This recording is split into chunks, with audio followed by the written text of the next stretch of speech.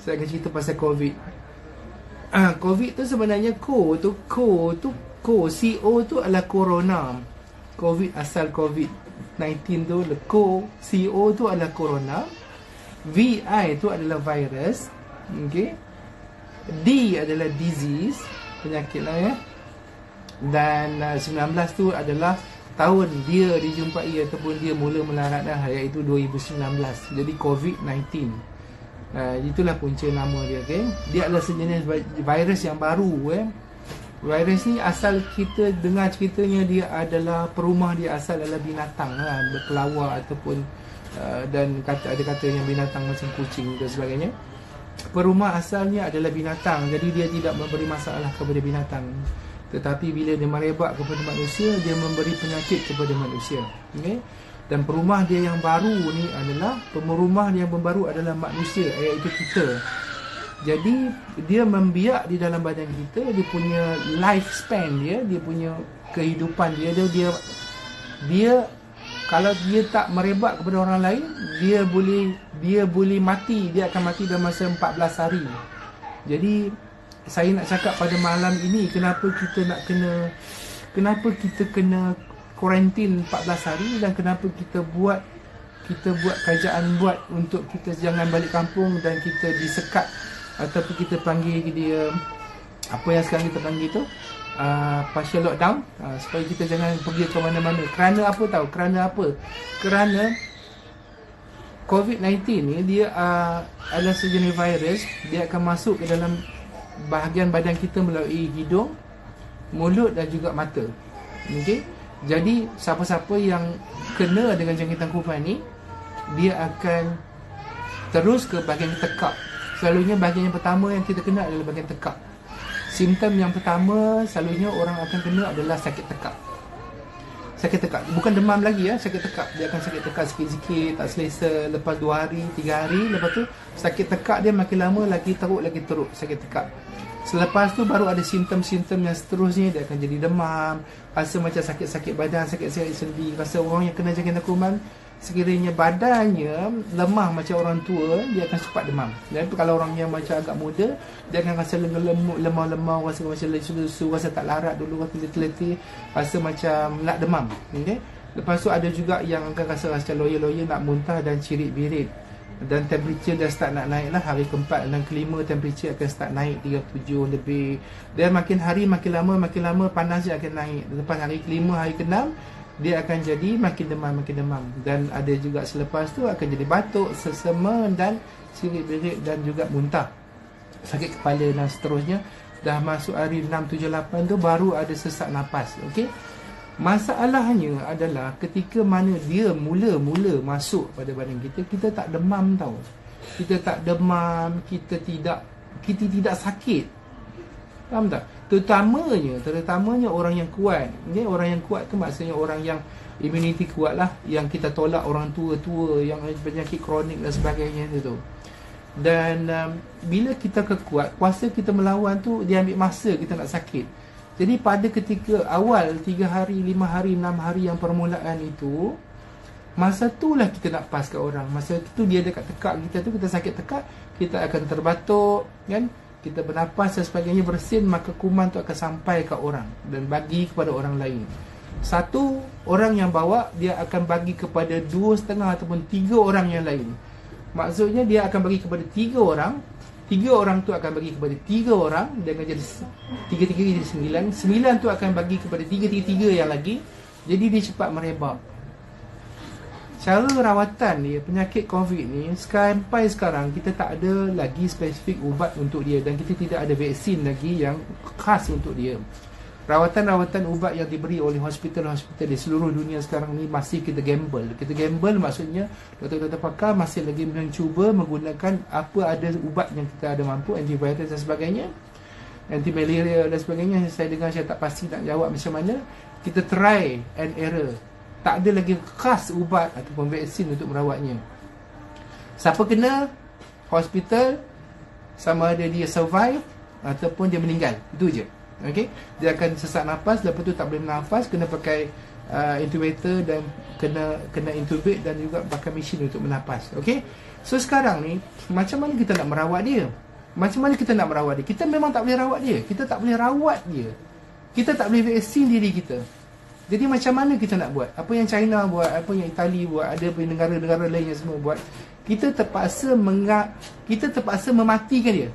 Kita tak boleh matikan dia dalam badan kita. Kita terpaksa mematikan dengan cara dia mati sendiri. Okey? Contoh, satu orang dia akan pas kepada 3 orang. Kita pastikan satu orang tu tak pas kepada orang lain. Dan kuman tu akan mati sendiri dalam masa 14 hari. Dia tak ada perumah baru dan dia mati. Faham tak?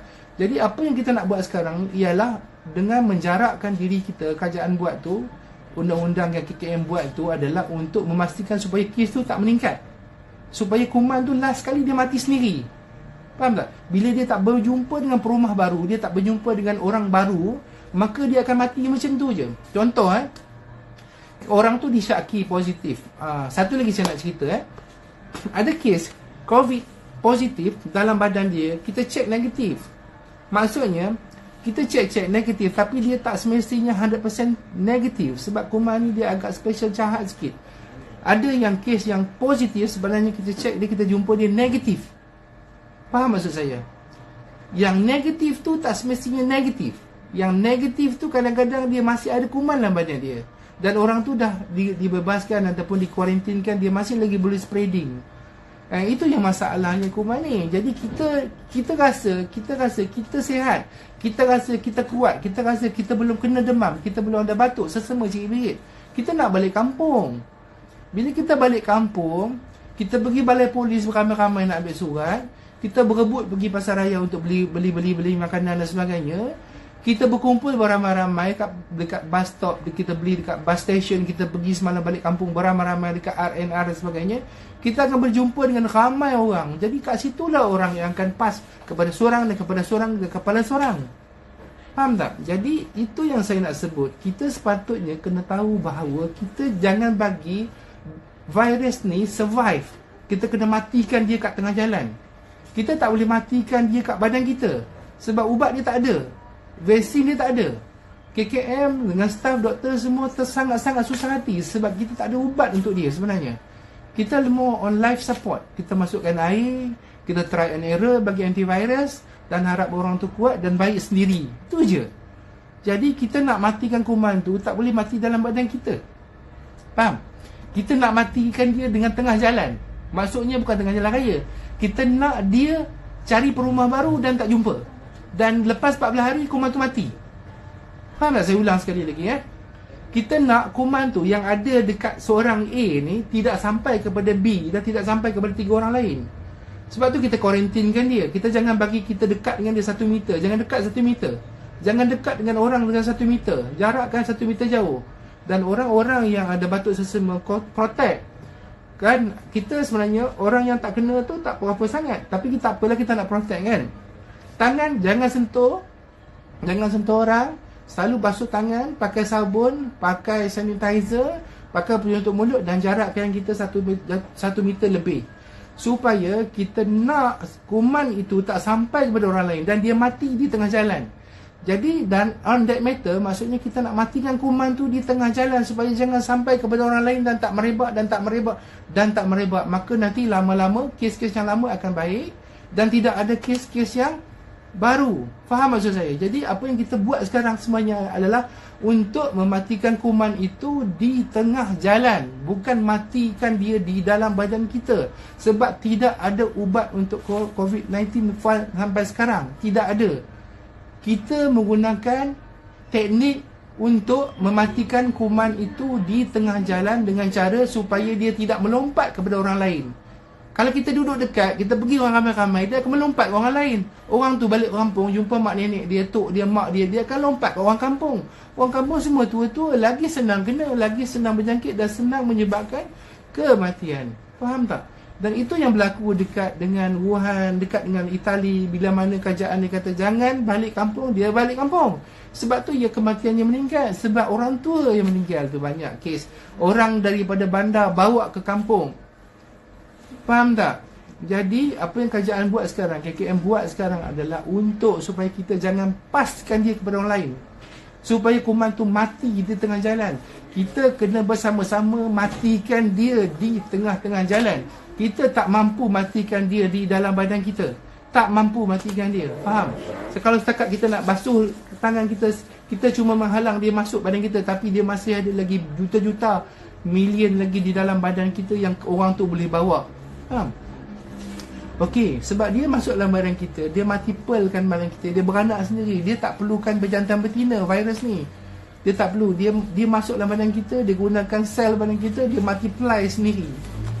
Okey, so kalau saya harap kita semua faham bahawa teknik sekarang yang kita gunakan adalah untuk mematikan kuman itu. Bersama-sama kita matikan dia, supaya dia mati di tengah jalan dan tidak ada lagi perumah baru.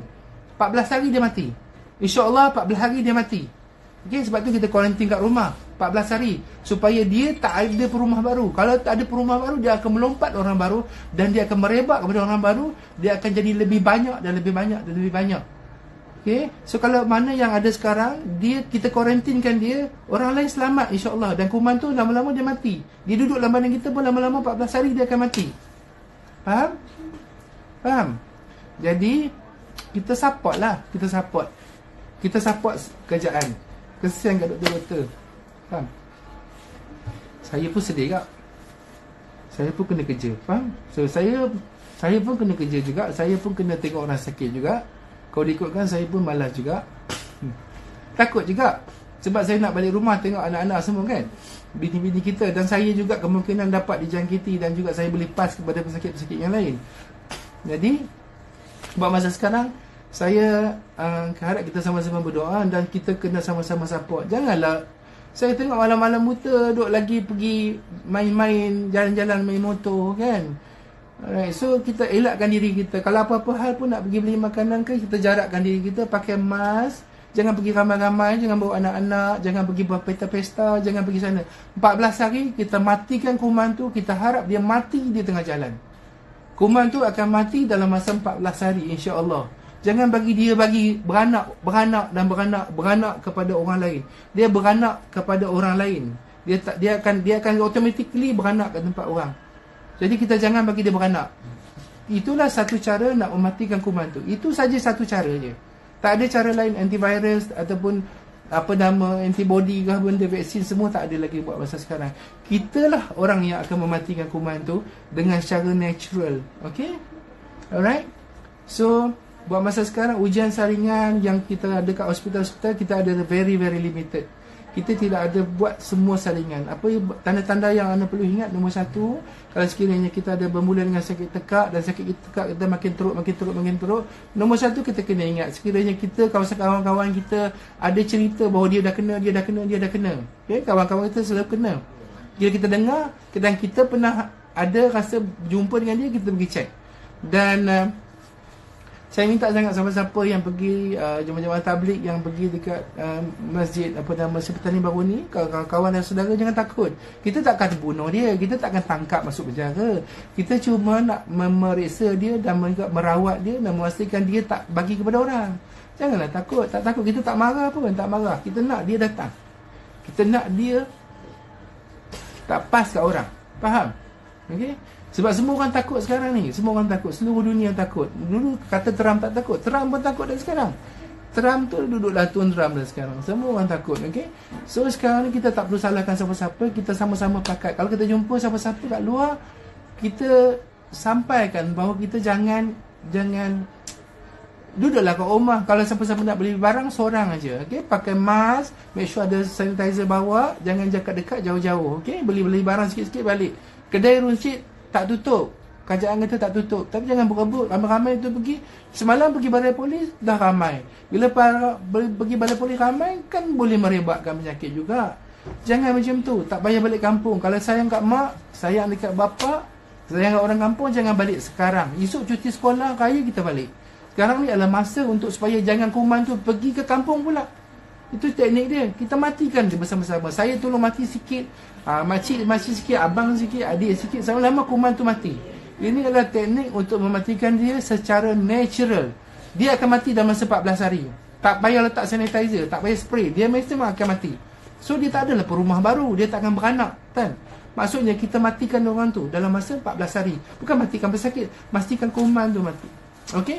So saya beri penjelasan sedikit kenapa teknik orang kata apa, menjarakkan diri dan supaya quarantine teknik ni ataupun orang kata sekatan secara separuh ni adalah untuk membunuh kuman tu. Kita bagi support ke government, kesian kat staff government PKM, penat sangat. Government pun dah habis banyak duit. Okey. So tolong bagi kerjasama. Okey. Tolong sampaikan. Okey. Saya rasa itu saja untuk hari ni. Banyak lagi soalan-soalan yang saya tak dapat jawab. Dah lebih 18 minit kan? Dah lebih. Kalau kawan-kawan nak saya live lagi setiap hari, saya boleh live 18 minit. Okey. Lepas tu kalau sekiranya ada soalan-soalan nak tanya, letak kat bawah. Kemungkinan live saya seterusnya saya akan baca soalan 5 daripada FB, 5 daripada Insta. Saya jawab soalan macam tu. Sebab kalau saya jawab macam ni mungkin agak susah untuk saya jawab. Saya jawab topik by topik berdasarkan soalan-soalan yang saya tanya. Saya akan tulis macam Ustaz Azhari Idrus kan, dia baca soalan kan. Saya buat macam tu. Okey. Nanti kita akan listkan. Okey. Terima kasih banyak-banyak. InsyaAllah mudah-mudahan kita sama-sama beri kerjasama kepada government. Tak payah gaduh-gaduh, kita sama-sama support. Okay? Dan juga kita banyak-banyak doa. Sebab penyakit yang Allah bagi ni sebenarnya adalah ujian untuk kita juga, bukan juga untuk kejahatan siapa-siapa, tetapi kita sama-sama merasa apa yang Tuhan akan uji kepada kita. Jangan gaduh-gaduh, banyak-banyak doa. Sebab doa-doa kita akan diterima Allah Subhanahu Wa Taala. Okey, saya akan share lagi, insyaAllah. Kalau tak ada apa, rezeki malam esok pukul 9 saya akan on lagi ya. Kalau nak tanya apa, tanya kat bawah. Okay? Terima kasih banyak kepada kawan Instagram, terima kasih banyak kepada kawan-kawan Facebook.